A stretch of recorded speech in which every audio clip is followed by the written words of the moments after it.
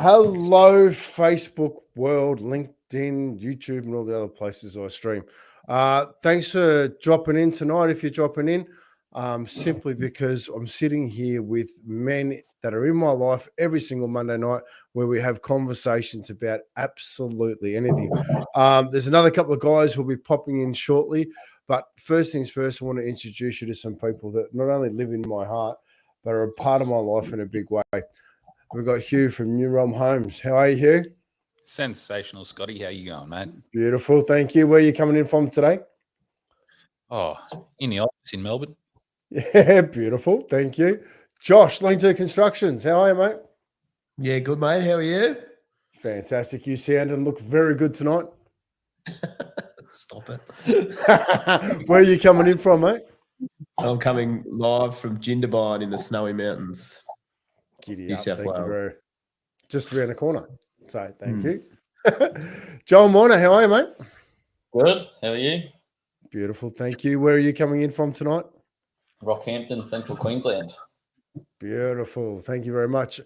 And tonight coming in, Paul Purden. Paul Purden, mate. How are you? Mate, I'm having the best day ever. It's amazing, and we're in a little country town called Tambo in central Queensland, and we're camping out by the creek. Just been to the chicken races here in Tambo. Now Tambo is quite renowned for the chicken races here 7 days a week. And suffice to say, I thought I was going to win a fair bit of money tonight, but my chook that was called Pink Bits actually was leading on the last turn and decided that she wanted to stop. And I think she came last. So you had chicken for dinner? Well, no, well, I did actually have chicken for dinner, but these chooks are protected under the licensing act of the guy that owns the pub. So it's definitely an entertaining time out there at Tambo. I had a great time, yeah. I've got some videos to share at some point. Giddy up. Well, listen, I really appreciate you coming in. You're coming in today by Elon Musk's Starlink, getting you right out into the opportunity. Oh, here comes Adrian. Beautiful. Thank you. Bringing you to us in the middle of Australia. But I'm going to be conscious of time because you've joined us quickly. But tonight we're all wearing Trademark shirts, and it's something that we do regularly. Every guy on screen you'll see wearing them on a Friday, and there's a big purpose for that. But I would like for you, if that's okay, Paul, to share the reason why this is so important right now. Why Trademark shirts are so important and what situations happen. Well, there's a couple of stories that I started to talk to you men about earlier this evening, and that was in our travels in the outback. We went to a small country town called Yarraka, and that's a population of 23 people. And we called in there as we do in our travels to the local pub, which is the central hub generally of the community. And we fell in love with the place, the service, the friendliness of the people there, and we stayed longer than we thought we would. Met a couple of sensational younger men there. One in particular is a 15-year-old boy doing it tough with ADHD and having had some drug problems and so some other problems at school. Has left school, and his parents have sent him down to his grandparents that help manage this little hotel. And he is just an absolute legend. And he introduced me to one of his newfound friends, who's a local guy there, probably in his 40s, that had a very similar upbringing and sexually abused as a boy, but very well educated. And he saw the Trademark shirt that I had on. And incidentally, that was a Saturday. I had my Trademark shirt on a Saturday because I honestly thought it was Friday. And in any case, it was the universe saying I needed to put it on the Saturday because this older dude, he was so impressed with the shirt and so impressed with the Trademark story, and I was so impressed with his story and the fact that he lives out of his ute. That I just said, mate, what size are you? And he said medium, and I said, oh well, look, I'm extra large. here's my bloody shirt. And I just took it off. And I said, here it is. You can have it. And, you know, I've never hugged a man on the front porch of the local hotel half naked before, but that was the first for me. But it was, you know, it was so empowering. And I think, you know, and it meant so much to him. And I think what I've learned about that, and I've learned, and I think all of us men have talked about it before, the power of giving is such a powerful thing, you know, what we give to someone, whether it's just information or whether it's a hug or love or whatever, or a gift like you do, Scotty, with your socks. It was just so uplifting. The day after, we were advised if we wanted to go and do a real bush camp, just go down the road 100 k's to a place called Budgerigar Station. I have got this story arse about. I still have my shirt at that stage. We went to Budgerigar Station and I met the Bill Scott, who was the station owner. And he fell in love with my shirt. And he said, as a matter of fact, he said, I know, and I can't recount this verbatim. He knew of, or he knows, one of his mates is one of the trademark guys. And then Bill started to tell me the story of a few years ago, how his relationship fell apart and his wife left him, and he was in a deep, dark hole. And of course, we talked about the inner circle of friends and how the 20 or so mates he had, you know, only 6 of them really came out to support him. And it was how important it was that those 6 men now have in his life, in terms of, you know, they really mean so much more to him than they possibly did before. So yeah, I did get that story asked about. The second day when we left Budgerigar Station, we called back into Yarraka, and that's where we caught up with this other guy, and I took my shirt off and gave it to him. But yeah, that was my story over a 48-hour period, and it's just quite amazing how powerful the Trademark brand is. You know, we're in the outback Queensland, you know, people are talking about it, so it's really quite good. Yeah, and I can't thank you enough for coming in and sharing that story, because we wear these shirts with pride. We wear them with absolute love in our hearts for our fellow man. You know, sitting on this screen tonight is guys who genuinely care about other people.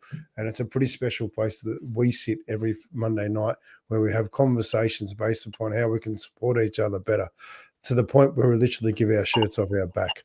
So thank you so much for sharing that, Paul. How are you feeling to hang around for a little bit, or did you want to bail? Like that's No, fine. that's cool. I'll just get my my secretary to pour me another glass of red, and I'll be right. Good to go. So Paul is actually traveling around Australia as we speak, and I mean, look, this is sentiment for what we actually do, coming in from the middle of Australia just to join us in this conversation and share what we do with you. I really appreciate that, Paul. Yes, no worries. And I am travelling with my wife too, not my secretary. Thank you for clearing that up. So, and Adrian, how are you, mate? I'm well, mate. I'm very well. Where are you coming in from today? I'm in Melbourne Peninsula. Beautiful. Thank you very much. So, Gemma, just for you, where are you guys based? On the screen, you've got blokes based from Tassie all the way up to Rockhampton along the east coast of Australia. So I'm pretty happy with with the variety of builders that we have. And I hope that you actually get to listen to the builders, because these guys in particular do a lot of personal development work. They're part of a coaching program called Builders Business Black Belt, which is a phenomenal opportunity to actually learn more about self. So these guys, if you have questions with anything to do with building, please bring it up, because it's something that I really feel these guys have knowledge, not just in building, but also dealing with people, which is where I'm going to start tonight. Because one of the things that for me has been a real challenge in supporting people of late is how we deal with relationships. And it's something that we do talk about a little bit. How to say my instructions. Oh, actually, we've got a question come in. I'll get back to that one in a sec. Actually, Gemma, I'll come up to you shortly if that's okay. This question here has come through, which I'll give you guys a little bit of thinking time. But first things first, relationships. How important are relationships in business and in life? I'm going to start with you, Josh. Just turned on. They're paramount. I reckon they're probably one of the most important things in business and in social part of your life. It's if you don't have any relationships, you're gonna be doing it all on your own, and you're gonna struggle. That's for sure. What have you found the best way to strengthen a relationship is? I think just being comfortable with the people that you are forming relationships with. You know, like these men that I sit with every Monday night, I trust them as well. It's taken, I mean, how long have we been sitting down together for? Over 2 years, something like that, nearly 2 years. Yeah. So, like, I trust these guys. You know, I know it's a safe place to land. But yeah, like having that trust and then utilizing that trust too. Like, you know, personally, like being able to be a bit vulnerable and then, you know, being able to hold space for these guys to do the same. I think that creates a very good relationship straight away. And then professionally, just, I don't know, just being just as honest, but in a more professional sense while you're at work. You know, there's no holds barred. You don't hold anything close to your chest. You make sure everything's out on the table at all times. I think is a good way to put that for work. Yeah, brilliant. Thank you. So, Joel, relationships. Leading on from what Josh said, I think, yeah, sort of saying it how it is and putting everything on the table, but also, I guess, strength, like understanding from the other person's perspective. Like, what is it that you see that I don't? Or, you know, if something annoys you, what is it that, you know, they're doing that they're unaware of, or what is it they're doing and what's their reasoning behind it rather than jumping down the throat? What about with staff? Is it different? Do you treat it differently? No, I don't think so. It's the same, like same with everyone. Like, you know, there's something understanding from what they're doing and why they're doing things can, you know, sometimes shine a light on, oh, that makes sense. That's why they do that, or whatever that may be. And if there's an issue, well, it just needs to be all put on the table. Like, just have a discussion around it. Like, there's no, you know, no one needs to have a screaming match. It's just, here's the issue. This is how I see it. This is how you see it. You know, how do we resolve it? Brilliant. Thank you. Adrian, relationships. How important are they? Well, without a relationship, it's not really anything, is it? It's just interaction, just a person on the street. I mean, if you don't have, sorry, I have Staffy in the background chewing the heck out of something. Get out of it. Well, yeah, I mean, I guess to me, a definition of a relationship is like an interaction with someone. If it's not a relationship as such, then there's just nothing there. It's, you know, there's no back and forth, there's no enjoyment, there's no, was just nothing. So why are they important? Well, on your own, you know, you can do plenty on your own, but you can, I don't think, from my point of view, you can't get real enjoyment unless you start, you know, experiencing that with other people. There's levels of enjoying things in your own space, but, you know, if you want to enjoy an experience or something with someone, you need to develop a relationship with them, and that doesn't need to be just personal or intimate relationship. It's work, it's staff, it's all the rest of it. It's about getting on and enjoying life together, and I guess benefiting each other in the day to day. Do you think the personal relationships, family, and with your kids have an impact on the way you act at work and the way you respond to things at work? They should do. Whether they always do or not is another question, but they should do. I mean, I've probably developed into this sort of person, but most of us will have multiple versions of ourselves. And I think that's very, very normal. It's probably abnormal for the people who don't. But I think over the last couple of years of working on myself, it's about trying to be the one version of yourself in every scenario. So not being the version of me with my mates where, you know, you carry on all the rest of it, and then being a different version with my kids and a different version at work. It's about trying to have that one person that has the same morals, has the same approach to everything across all different settings. It doesn't mean you're going to exactly speak to your children the way you speak with your mates, but it's about having those underlying morals and those underlying, I guess, things that you go through your life in,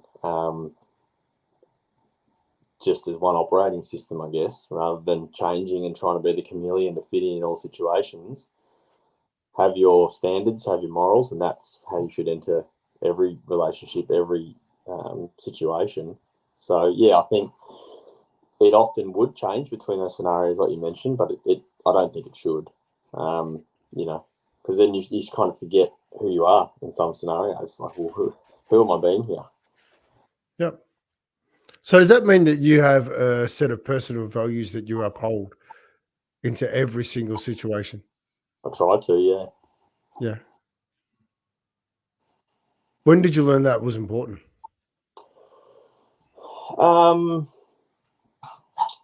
Probably I went through a relationship breakdown as well, marriage and all the rest of it. I think that's probably when the penny starts to drop, when you have something happen in your life, whether it be, you know, a death or a relationship breakdown or something, you know, health issue or something like that. Sometimes the penny starts to drop and you think, well, who am I trying to be? Well, who am I trying to be here? Why am I trying to impress certain people or certain groups of people?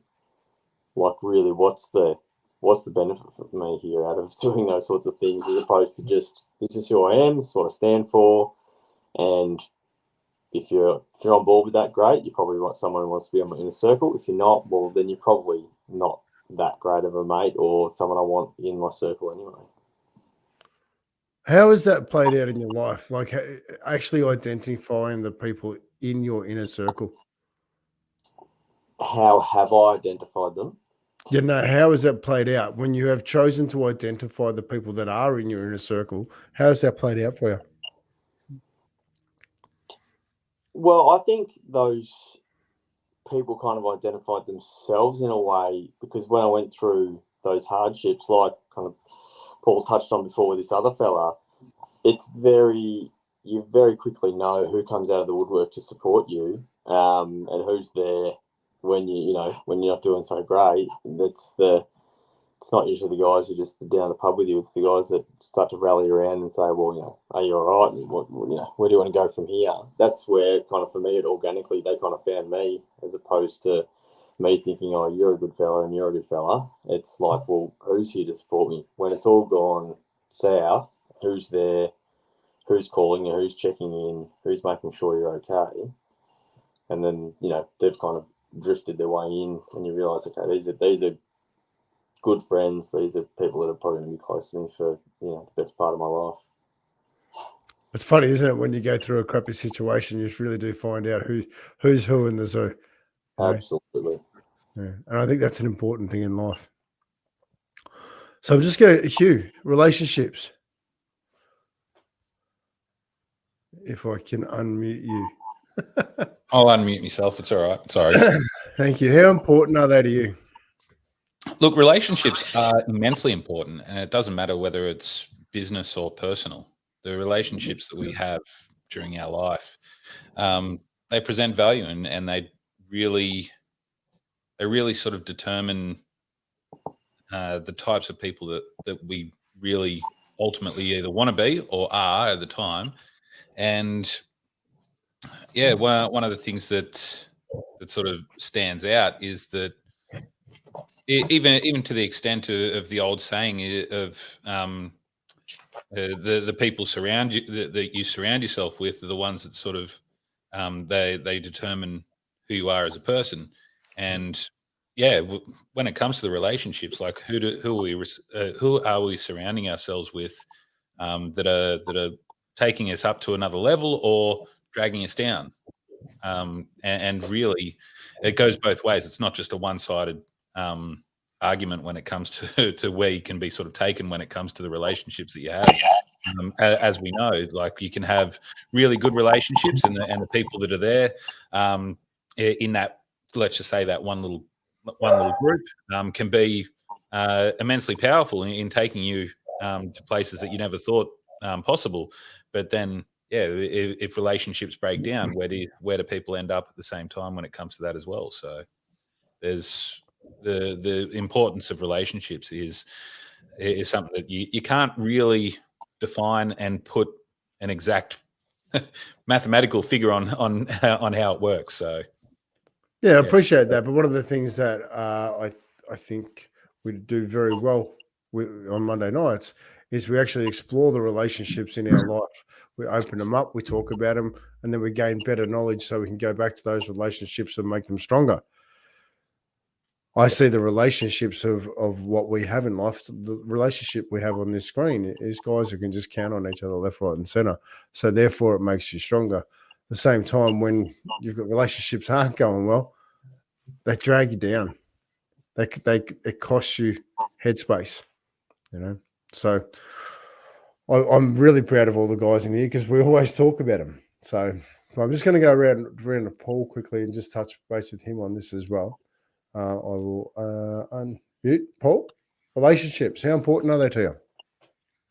Oh, mate, they're probably one of the single most important things, aren't they? I think for all of us. And I think, you know, for me, relationships and my inner circle are all based around my core values, you know, based on loyalty, trust, love, caring, honesty, all those things that I know all of us men here tonight, you know, aspire to be attractive to other people because of those core values, and they want the same in return.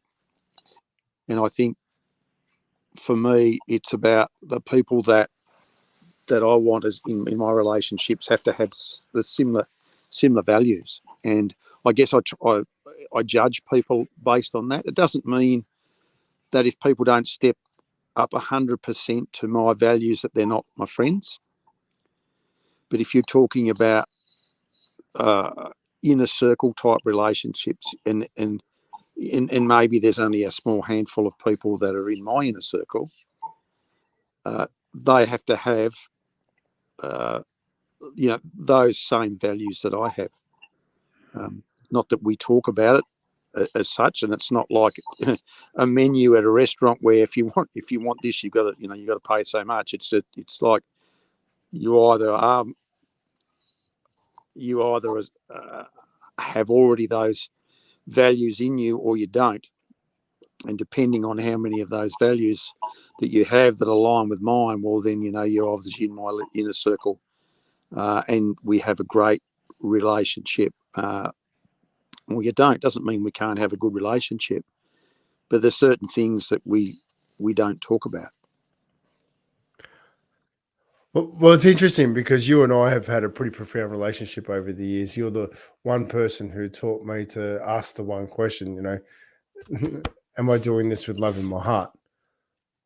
You know, like, and it's something that inside this group in particular, we ask that, you know, are we coming from love? Are we choosing to make a decision with love? So thank you all for your responses there. Now, I've got a question here in relation to construction, which I'm going to ask for you guys to help out with.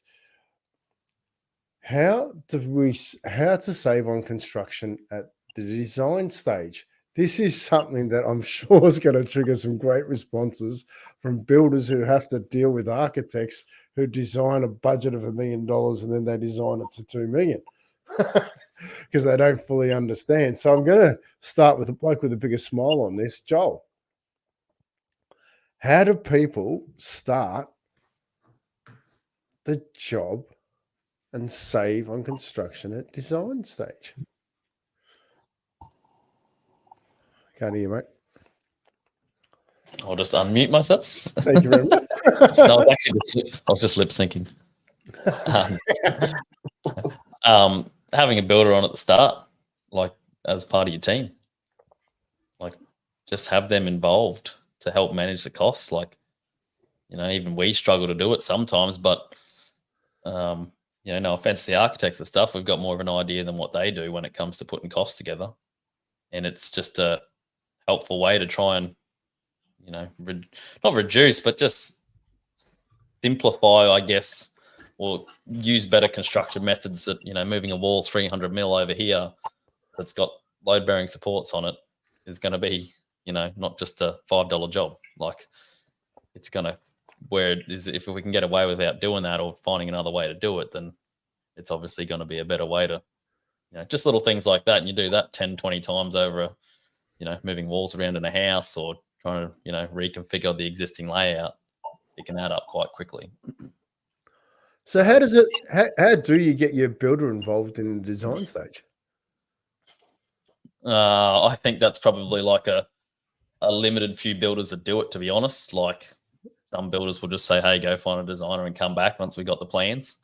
And I guess it's finding the right builder who will help you to do that throughout that, you know, that'll want to go through that process with you to help you out. And obviously there's going to be costs and stuff to do that, but you know, what they can save you in that short term or that period of design, because if that's not done properly, you know, guess what happens to the build? Like, it can just go pear-shaped. Yeah. So Josh is nodding away quite extensively there. So what experience have you had with architects and blowouts in pricing? Thanks for I just think like what Joel said, you know, we're the poor buggers that have to build the job once they've drawn it. So like, they've got somewhat of an idea and they might use some type of quoting software, but at the end of the day, like, most of your quoting softwares don't really equate to what the job's going to cost. I mean, Joel and I have been having a fair few conversations surrounding this as well, like trying to find the most accurate way to quickly price a job for a client so that it's accurate, but without spending too much time before they fully commit to the build. Whereas like an architect will just open up Cordell's and this much, but you know, they might not be taking into account, like Joel said, that it's a load-bearing wall. Like, you know, and instead of just being able to move that wall 300 mil, you've got to prop things up, put steel beams in, all that sort of stuff. So, like, I think it comes back to the relationship you can form with your builder at the beginning too. You know, if you can sit down with your builder, chuck everything you have on the table, don't hold any cards close to your chest, you know, you're going to have a great building experience because you've formed a great relationship with your builder from day one. So, you know, and that sort of thing, yes, there's a bit of cost up front, but the percentage of your contract price that you pay for that little bit of consultation at the beginning will far outweigh the unseen costs and hidden costs from not going through that process at the beginning. So, yeah, 100%. Like, legitimately, a wall 300 mil out for a load-bearing wall can cost tens of thousands. It's not a small amount of money. Perfect example from Jolie. Perfect example. Yeah. So, I mean, how many times does that come up on site where you've looked at it and gone, oh my God, we could have saved a fortune here? Yeah, and just like the only reason I shared that story is because I had it happen. We're sitting in the design stage having a meeting and like, oh, we just want to move this wall over because the walk-in robe's not big enough. Like, you realize just to move that wall 300 mil, you know, the cost, like there's aircon on the wall, there's load bearing support, it's on the second story, like just to get, like, can we just live with the 300 mil like to make it work? Yeah. So like, what do you weigh up? What is that walk-in robe worth versus the cost to do that, you know, move that wall? And if they want to do it, that's fine, but it's more just long as you're aware, like, just to do that, there's quite an extensive cost just to not make a massive difference. And that's coming, and that's coming from a builder. Like, I mean, people think, oh, well, what do you care? You're getting paid for it. It's like, this is, you know, believe it or not, often if you find yourself a good builder, it's not all about, all right, let's just load this up on costs. Every good builder, and I say that, you know, with inverted commas, they actually want to get the right result for the client. They don't want to have to spend more money than the client wants to spend. Like, if we can do it another way and achieve the same result and save you money as the client, well, most often than not, you'll do it. We're not just sitting there thinking, yeah, this is awesome, another 50 grand on the contract, I want to make margin on that. It's not about that. Like, if you find yourself someone that's reliable and trustworthy, they will be saying, do you know you can save 50 grand here? Like Joel said, you can save some money here, achieve a similar outcome, and everyone's happy. Like we move on and we go to the next one. So if I'm hearing that clearly, once you've got your plans done, before you do any planning, before you put it into council, before you get acceptance, go and sit with a builder. Go and pay a builder to sit there and go through your plans and actually identify what can be done better. Get an understanding of what's important and what costs. Yeah. yeah, and go a step back from there, Scotty. Actually pay a draftsperson, architect, structural engineer. Go and invest that extra few $1,000s at the start and get a design that's actually worth looking at from a builder, because the amount of people that just think, I'll just get a quick kitchen drawn up, draftsperson, sweet, I'll save myself some money. And then builder gets in, the scenario that Joel brought up, that's actually a load-bearing wall. That won't work. You'll have to move that. The whole thing goes from a quick reno to structural disaster. Spend the money on the designers, not to mention, one, you'll get something that's worth looking at. Two, a builder will be able to give you more accurate pricing because they've actually got documents to draw from, rather than going, I'm going to make a guesstimate there, guesstimate there, guesstimate there, because there's no details. And guess what? With guesstimates, it adds up and you put more money on it because no one's sure of what's going on. So, yeah, get it designed well. Like, spend the extra money, and then you can sit with a builder, and a builder will have documents we can go, cool, this all makes perfect sense. There's been some thought put into it. Now that we have this, how about, we can change this, we can do something else over here. Again, you'll achieve the same design intent, but, it's going to be more efficient for everyone involved. It's going to be quicker for building, which means cheaper for the client. You can still, there's always more than one way to do things. It's funny, Joel brought up this load-bearing wall, because I literally did this inspection last week with a client. We got into the roof space, and it was exactly that. It's almost exactly Joel's example. I reckon it would be 300 mil, and it's a walk-in road. And you just think, just leave the nib wall in there. Like, you're changing the whole roof structure for something that's just inconsequential. It's funny that, because it comes back to the people's needs, right? And it's the more they understand what their needs are, comes back, and the more you understand what the building's costs are, the more education you've got around that, the better quality decision the customers can make too. Do you know what I mean? Like that's something for me that's really important. Like, I started off talking about relationships, and you guys build extraordinary relationships with your customers. I think you do it better than anybody I know. Like, you actually, the end of the job, you're celebrating the project with them. I think that's absolutely extraordinary. So, Hugh, have you got anything to add to the how to save on construction at design stage? I guess it really, the other guys really covered a lot of it all there. The one thing that sort of strikes me that a lot of people don't put the emphasis on is that relationship between the different professionals that you're going to have doing any of the work on your house.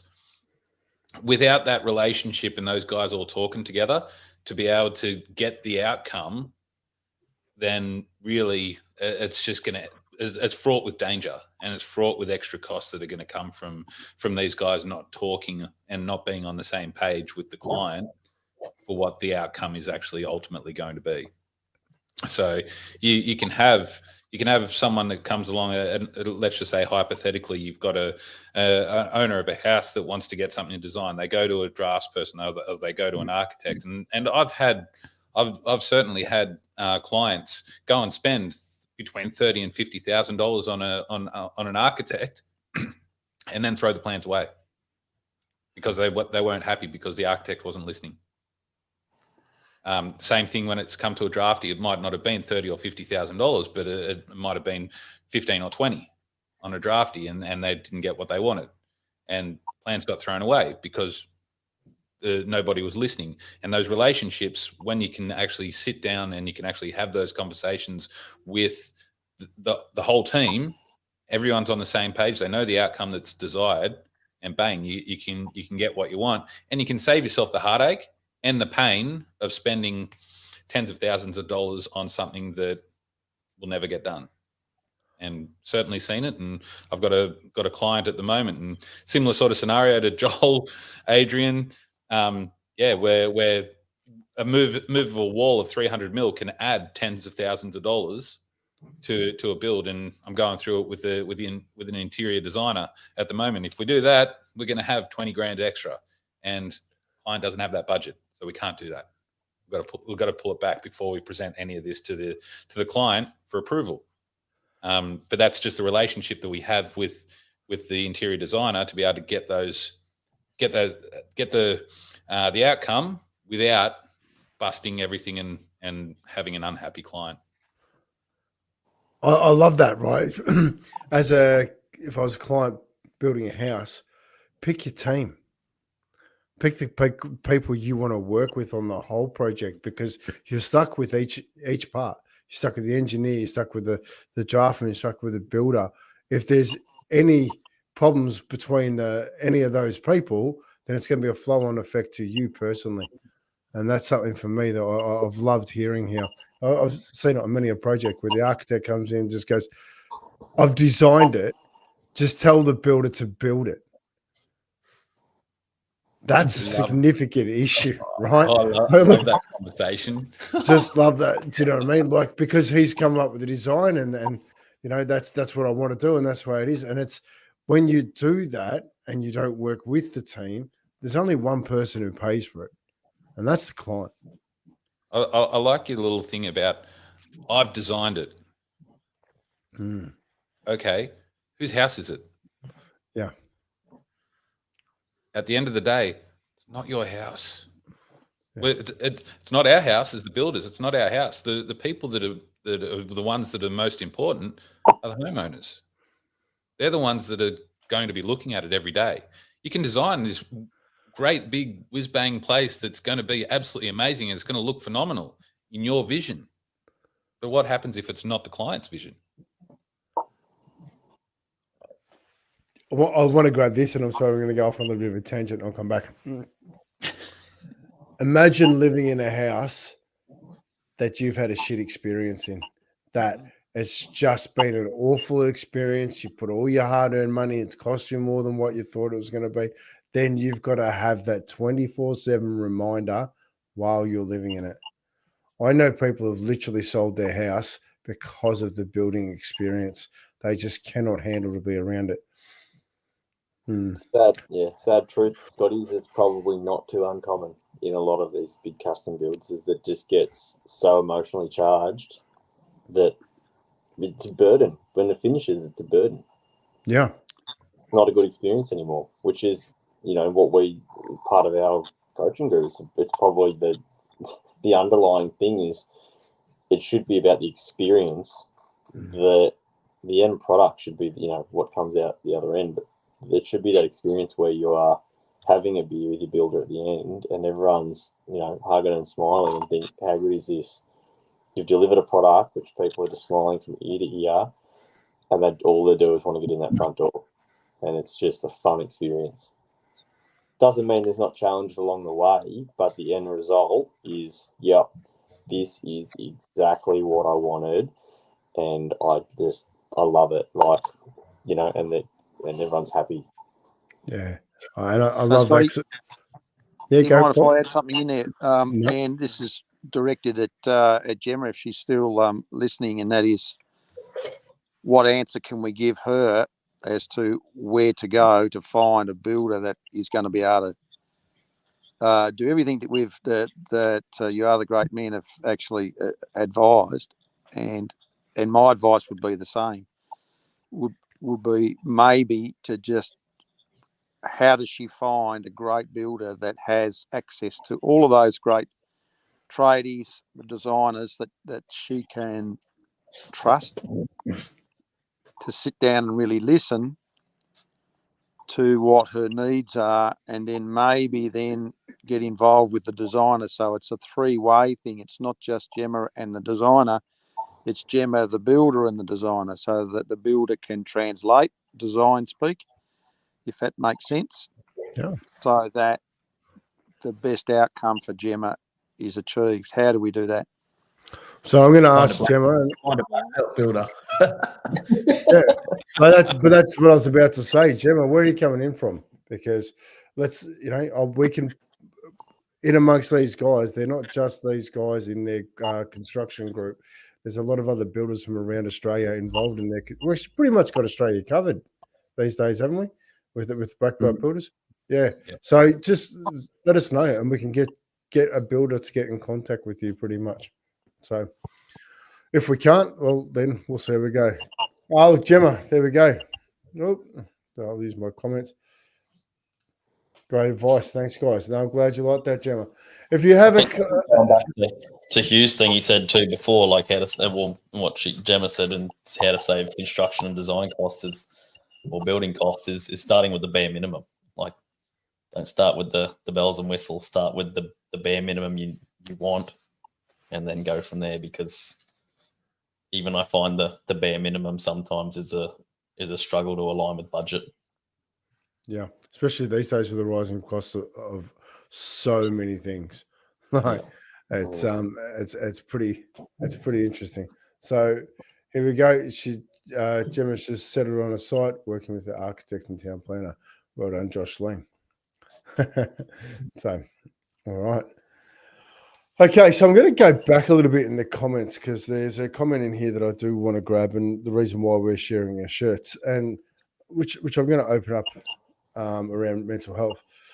Beryl, thank you so much. I was telling Scott how I saw farmers wearing the trademark shirts here in WA recently. Great recognition in supporting our men. It's very uplifting feeling seeing the trademark shirts encouraging specifically our farmers to put their mental wellness to the forefront of their minds. That very comment, Beryl, is exactly why we wear these shirts. Thank you very much. So, and it's a really important one because we wear these shirts for our mental health. We work so that we can support others. On the back of every one of these shirts, it says that this is a conversation starter. In front of you is all owners of their own construction companies, and they wear them because they want to have conversations with their team. They want to have conversations with their clients. They want to have conversations with everybody in their life because that's how they get stronger relationships and the more output. But I'm going to go around the room quickly and just ask, mental health. Why is it so important that we look after one another's mental health? And I'm going to start with you, please, Adrian. I thought this was coming. I don't know why. I felt that was directed at me. We've touched on this in the past, I think, within this group, and maybe even very briefly at the last live that we did. But for me, the underlying thing is that we're all human. We all deserve respect. We're all, belong to somebody, son, husband, wife, whatever. It's just a basic human need to treat each other with respect. And from a mental health point of view, like life can be tough at times, and you've got to put yourself into, see it from other people's perspective. And yeah, for me, it's a pretty simple one. It's just do the right thing, treat someone humanely, and if they're having a struggle, then reach out to them. It doesn't mean you need to fix their problem, but just be present, listen, just be there to field the questions and help them through. I mean, it's more often than not just listening is going to give a better outcome than sitting there trying, oh, you should do this or you should do that, or it's a pretty simple one for me.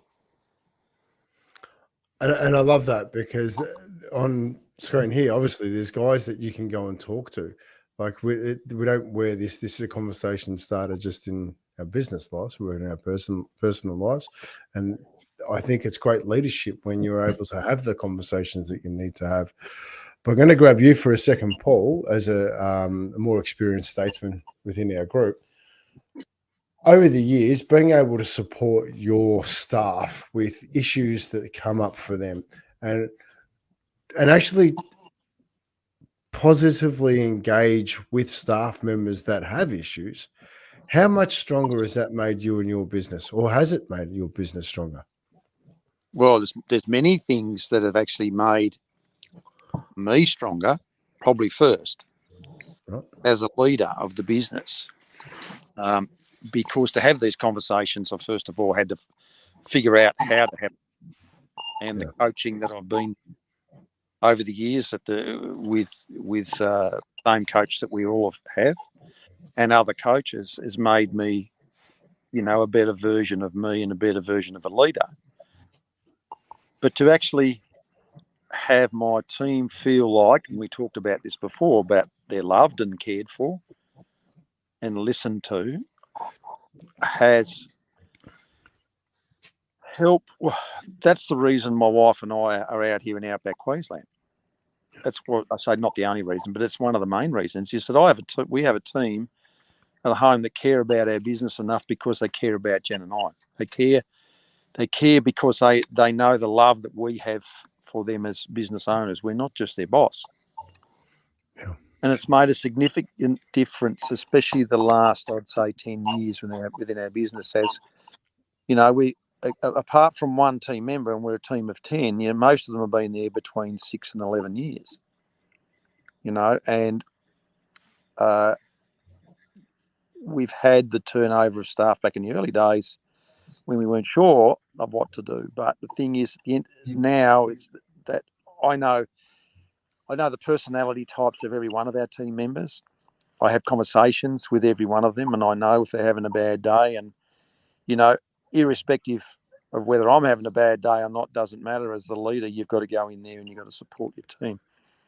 So it is hugely important that they feel the love, the support of the owner and the leader.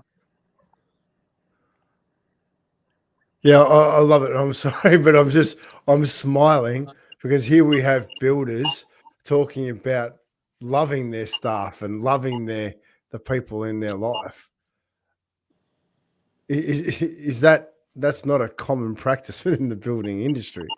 I'll give you an example. Last Saturday, when I thought it was Friday and I was wearing my trademark shirt because I had the days mixed up, I rang the office and I got Sharon. I think some of you have seen Sharon on some of the Momentum calls. She was on duty on the Saturday and we're talking about different things. And I was just getting an update on how some of the jobs that we were working on together were going. And at the end of the conversation, she said, "Thank you, bye, love to you and Jan." Now, that comment would come from a family member, wouldn't it? Normally, if you've got a family member, your daughter, your son, or an auntie or an uncle or grandparent, love to you and Jan. And I said, "Yeah, love you back." Now, that's a special relationship that we have with, or in particular, Sharon. I don't sort of tell, I would say that we probably wouldn't have that close a relationship with every team member, except for my nephew, of course, that works for us. But, I'm not opposed to hugging all the team members on the odd occasion that they need a hug or I need a hug. I can go into an office, one of the offices, and I go, "I'm feeling like shit. Can someone give me a hug?" And someone will give me a hug, so that's a relationship that we have. I love that because that also relays out into the clients as well. They feel that and understand that, and they get more from you and your staff because of that.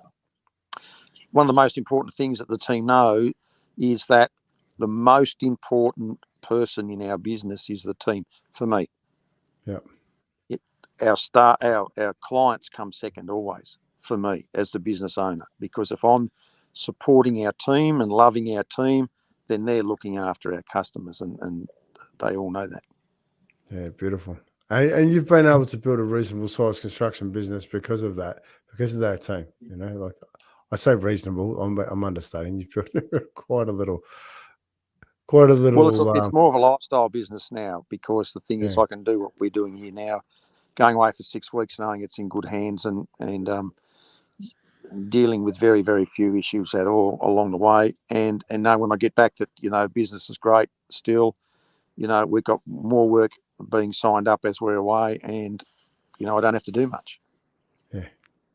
That's fantastic. Thank you for sharing that. And I'm just going to race over to Josh because Josh was nodding like a racehorse. He's off and running. So why are you nodding so hard in that? Oh, it just resonates with me. Why is that? Well, like I've got a crew of 7 on the ground, and then myself and our VA. And like going on what Paul says, like it's taken us a long time to get to that size and be a good team. We've had people come and go. We've had people that we really liked and wanted them to stay, but because we live in Jindabyne, which is a tourism town, it's high turnover because the internet doesn't work. travel a lot. Did I just freeze? Yeah, you Yep. did. Where did I freeze that? So no. So Yeah. yeah, tourism town. From where, sorry? So you live in a tourist town of Jindabyne. Oh, yeah, we live in a tourist town. So, like, it's high turnover, a lot of transient people coming and going. So, yeah, we've lost guys that we wanted to keep. But at the moment, we've got a really good crew. And the joke for us at the moment is, you'll be on the phone to them and The internet doesn't work. reason. So just before we hang up, the other person on the end of the line will always go, "Love you," and wait, and you'll be sitting there just going like. And the first few times there's that awkward silence where you're like, "I'm not saying that back to him. That's ridiculous." And now it's like common practice, and you can hear the other person saying it on site just to try and catch the other person out, and then you'll get called out on it next time you speak to them. They'll be like, "Why didn't you say it back when I called you before?" So, and this is like we're a younger crew, so this is a bunch of sort of mid-30s down to mid-20s. So it's a good energy surrounding all that too. But I think stuff like that, like what Paul's saying, ours is a little bit more tongue-in-cheek, but the boys all know that, they can sort of come to anyone in the business and if they need to talk to somebody, they can. Because, even when they're being a dickhead and going, "Love you," on the phone, they get told that they're loved back. But it's banter coming from a good place. And so yeah. I am actually going to dive into something with you that pull me up if I get out of line. Okay. Because there's something that we particularly went through last year that maybe even this year, I can't remember where it ended up, but the support you gave one of your employees. I am so proud of you as a human being for doing that. You went above and beyond as an employer. And I want to know how that's panned out for you. It was a little while ago. It was a pretty heavy situation, and you didn't bail on this individual when it would have been so easy to. Yeah, that's a tough one.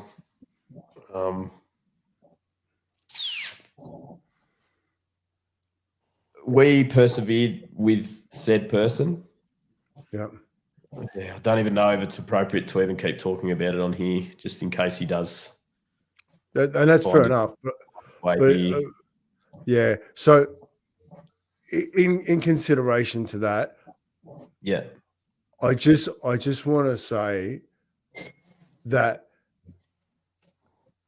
even though we're building, even though we're doing things in life that are all about creating better business practice, the one thing I'm so proud of with the guys sitting here, they are humans first. And I think you take that through to all of your building practices. How can we have better relationships in all parts? I hope the people watching this today are seeing that. I hope they're seeing successful builders walk out of the top of their caravan. But I hope they're seeing guys that come in here, have a conversation on Monday night, to be able to talk about the things they need to talk about so they turn up better for the people in their life that need support. Is that fair to say, Josh? Yeah. Yeah. So, Yeah, absolutely. yeah. Because I think in a world in which we live in, no matter what happens, if we can find a better way to support people across the board, like I think that's an awesome thing. So now we've been going for 55 minutes, believe it or not. So I'm going to cap it off in the next 5 minutes. I would like to ask each of you for one bit of advice to somebody building at the moment. If you could just give somebody one piece of advice that's entering into a new build or a renovation at the moment, what would that be? And I'm going to start with you, Mr. Purdon. Yeah, that's a difficult. I say it's a difficult one. It's a difficult one, even though we know what the answers are, right? Because we do it all the time. And so the sure answer is to find a builder. Excuse me, like one of us or one of the 40 members in the Builders Business Black Belt group that actually care. Now, I'm sure that we're not the only builders in Australia that actually care. I'm sure there's a ton of other builders. Maybe I think the bit of advice would be for a mum and dad who want to do something at reno or build a new house, is to go and interview. That'd be what I'd recommend, is go and interview a handful of builders with a view of them getting the job. And I think that was probably the best thing. Write down a list of outcomes that they want, including how they feel about that person, how they feel they're going to be treated. And it probably doesn't even relate to price. It's more about what we talked about earlier tonight. It's about relationships, to rock up to. If they've never done it before, that's even more scary for the mum and dad, right? It's got to be, because they've never done it before. Just make some appointments and take your time and go and interview each of the builders and tell them what you want and ask them how they're going to do it, how they're going to communicate with you. And all those questions that they want answered. Now, not everyone will be able to answer those questions, and that's a good way of them being able to vet who it is that they feel comfortable with. And who knows, they might end up with one of the great Black Belt members. I'm actually going to change my question right there, and so I think that's some absolutely fantastic advice starting at the start, right? Interviewing your builder. So I'm going to go, this is perfect. Would your group have a set of questions that would be ideal to ask? That's my question coming through now. Can we all, rather than actually give one bit of advice, can we all come up with one question that you should be asking your builder before he starts the project when you're doing the interview phase? I'm going to start with you, Sorry, Paul. Yeah, go, Paul. No, go, Paul. Going to be communicated, and how often? How will you communicate with me at the start of the process,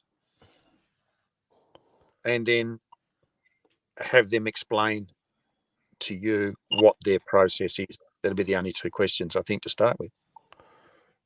How will you communicate with me? Beautiful. Thank you. Adrian. Well, Paul's getting greedy there because his second comment was going to be my first one. I was pretty much going to say the question I would tell them to ask the builder is, what is your process? And if they look at you blankly, what do you mean, mate? I'll give you a price, then I'll build it. Then keep on walking, because, there should be a clear process. So, from the initial engagement through we talked about before, design and working through all those items, and then how they're going to communicate, how the project's going to go, the contract, explain. It's just, what is your process? And they should have, not everyone's process is going to be the same, but if they don't have any process to explain to you as how do you get from that start line to the finish line, and it's just, we'll price it and then build it, then that's not a process. That's just that's a transaction.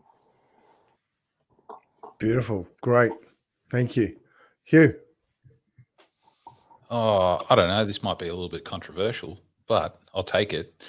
One of the things that we've spoken about so far has been how diving into any kind of building when you've never done it before can be overwhelming. And so when it comes to that, one of the questions that probably would not get touched on, but I think that it needs to be, is education beforehand. Is the builder, or does the builder have anything that can help me to learn what I need to know to be able to build? So do you have an Resources. resources and education process that I can help me, or can help me to understand this process? Yep. Like it. Brilliant. Thank you. Joel. I think like it's probably got a few questions, but I think what is it going to be like to work with said builder? Like, you know, what systems do you have in place? Like what Adrian's saying, what process do you have? How are your jobs going to run? What are your jobs? You know, what jobs have you completed that we could go and have a look at? What is the relationship with the previous client that you've built for? Can I talk to those clients? Yeah, and can they do that? Because if they've done a pretty good job, you should be able to just pick up the phone and go, hey, can we send some clients around? But I think it's being aware of making sure you know what you're in for and getting the builder to show you, I guess, how they're going to operate is probably the main thing. Like before we work together, what is that going to look like? Yeah. I just want to grab something there, right? Because, like, can I talk to previous clients? Now, would you put a timeline on it? Would you say that the previous clients, do you want to speak to ones within the last 12 months? Do you want to speak to ones within the last 5 years? Or would you want to speak to the last 2 projects that they've done? Either or. I guess it wouldn't matter if you've got a pretty good relationship. Like you want to see how long the buildings last and the quality of it, I guess, from a 5-year or 10-year project, then, or one that we've just completed that's freshly finished that, you know, is still looking quite good. It's not 10 years old, then away you go. So maybe both. Could do, yeah. Yeah, ask for that. I think, and it's going back to Paul, like what Paul said, that communication, like what is it going to be like to, you know, communicating? And I guess that's sort of relating to the process and how it's going to, how your job's going to run and what that looks like before you get started. Yep, brilliant. Thank you. This one's just come up. Oh, Janelle, has the builder got a portfolio to look through? Absolutely. But if he's got a portfolio, or have they got a portfolio, make sure it's got contact details in that portfolio as well with the client, so you can know that they can touch base with that. So it's not just great photos. You want to get the experience. Josh. Thanks, Joel. I think what everyone said is bang on, and being last, it's hard to add to such a good list anyway. I think the most important thing is once you've asked all these questions and you've sat down with the builder or builders that you're interviewing, go with your gut. You'll know. Your gut will know. If you don't feel listened to, you probably haven't been listened to. If you don't, the magic words for me with all my clients that we get, you know, when I sit down and vet them and we go through our quality client pathway and all that sort of thing, you know, I'll say to the clients that I want to make sure that you're a good enough fit for us as well as us being a good enough fit for you. So like if your builder wants you to be just as good a fit into his team as you fitting into theirs, then you're going to have a great relationship from the start. So I think like what all the boys have said is perfect. I've frozen again. No, you're good. Good. What all the boys have said is perfect. And yeah, just go with your gut and make sure that you'll know whether they care enough about it or whether they're just trying to get a buck, you know. So, you know, back yourself as well.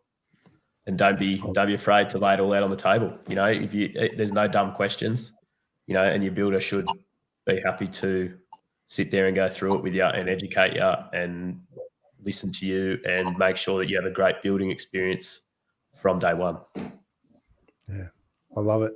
That's brilliant.